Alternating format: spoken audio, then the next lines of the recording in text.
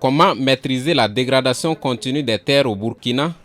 C'est à cette question que vont tenter de répondre ces acteurs de la gestion durable des terres réunis en atelier ce 19 juin 2023.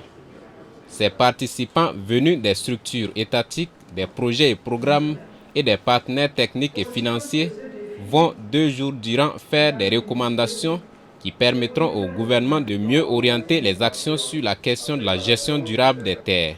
Le ministre en charge de l'agriculture, représenté par le ministre délégué chargé des ressources animales, estime que cette rencontre des experts permettra de mieux suivre les actions sur le terrain. Le suivi des progrès réalisés et des effets produits sur le terrain en matière de gestion durable des terres est un volet important dans le dispositif de pilotage des initiatives. C'est pour cela que le présent atelier de 2 jours a été jugé utile et pertinent afin de se pencher avec les experts et praticiens sur les dispositifs actuels de suivi et évaluation et les passerelles de synergie à renforcer afin d'assurer une capitalisation harmonisée et exhaustive des actions, des moyens et des acteurs de la gestion durable des terres au Burkina Faso. Au Burkina, les chiffres en matière de dégradation des terres sont alarmants. D'où cette rencontre des experts pour faire des propositions concrètes qui permettront de récupérer environ 5 millions d'hectares de terres d'ici à 2030. Nous avons une étude qui date de 2017 et qui a montré que en 11 ans, c'est-à-dire entre l'année 2002 et l'année 2013, il y a eu dégradation de 19% des terres de notre pays. Ça représente à peu près 51 000 km². C'est extrêmement important.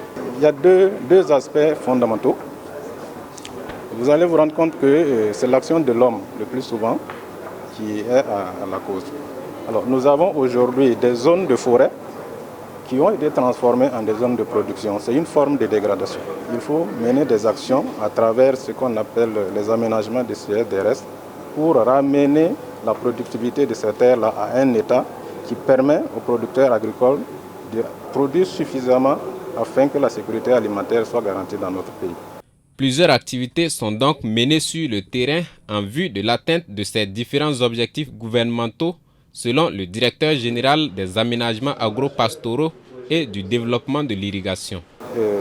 Les actions qui sont mises en œuvre, c'est les aménagements de récupération et de conservation des eaux et des sols à travers plusieurs projets et programmes de développement qui sont appuyés par nos partenaires techniques et financiers. Et certains sont là aujourd'hui pour nous accompagner.